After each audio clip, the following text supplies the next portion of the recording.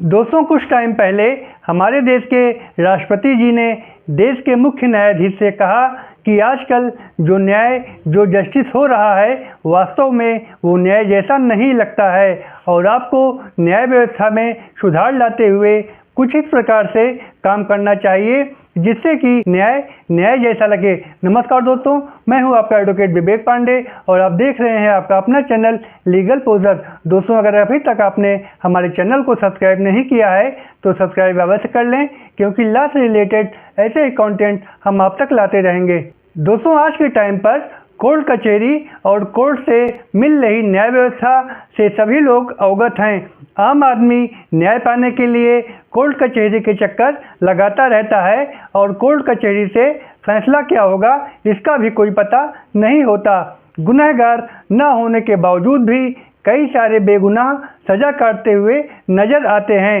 इसी न्याय व्यवस्था से खिन्न होकर देश के राष्ट्रपति जी ने मुख्य न्यायाधीश से कहा कि कुछ ऐसा करिए जिससे कि न्याय होता दिखे, आम आदमी ये कह सके कि हमारे देश में न्याय हो रहा है। हमारे देश में जजमेंट होते हैं पर ऐसा लगता नहीं है कि जजमेंट हो रहा है। और राष्ट्रपति जी के इस बयान पर सीजेआई चंद्रचूड़ साहब एक्शन में आ गए और अभी हाल में ही एक खबर निकल कर आ रही है जो कि एमपी से आई है कि एमपी के 6 जजों को बर्खास्त कर दिया गया है, क्योंकि उन्होंने अपने कर्तव्यों का ठीक प्रकार से निर्वहन नहीं किया। अब आप जान ही गए होंगे कि अदालतों की क्या सिचुएशन चल रही है। एमपी में जो 6 जजेस सस्पेंड किए गए उनकी परिवीक्षा अवधि चल रही थी, जिसमें उन्हें अदालत में काम करने के तरीकों के बारे में बताया जाता है। उन्हें ट्रेनिंग दी जाती है कि कोर्ट में उनका व्यवहार और कार्यशैली कैसी होगी।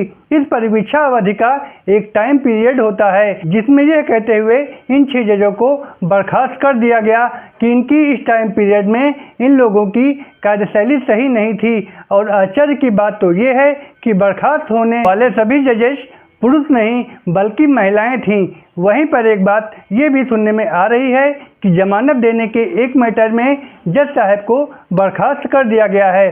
तो राष्ट्रपति जी के इस बयान का असर न्याय व्यवस्था में देखने को मिल रहा है। और जब से हमारे सीजेआई श्री चंद्रचूड़ साहब ने कार्यभार संभाला है, हमारे देश की न्याय व्यवस्था में काफ़ी हद तक सुधार देखने में आ रहा है। और मैं अपने देश के मुख्य न्यायाधीश से अपील करूंगा कि देश में ऐसी न्याय व्यवस्था लाएं जिससे कि आम आदमी को त्वरित न्याय मिल सके, उसे कोर्ट कचहरी के चक्कर न काटने पड़े और न्याय प्रक्रिया में दृढ़ विश्वास की भावना पैदा हो। दोस्तों, हमारे देश की न्याय व्यवस्था पर ये वीडियो आपको पसंद आई हो तो एक लाइक करके चैनल को सब्सक्राइब कर दें। फिर मिलेंगे एक नए विषय के साथ, तब तक के लिए goodbye and thanks for watching.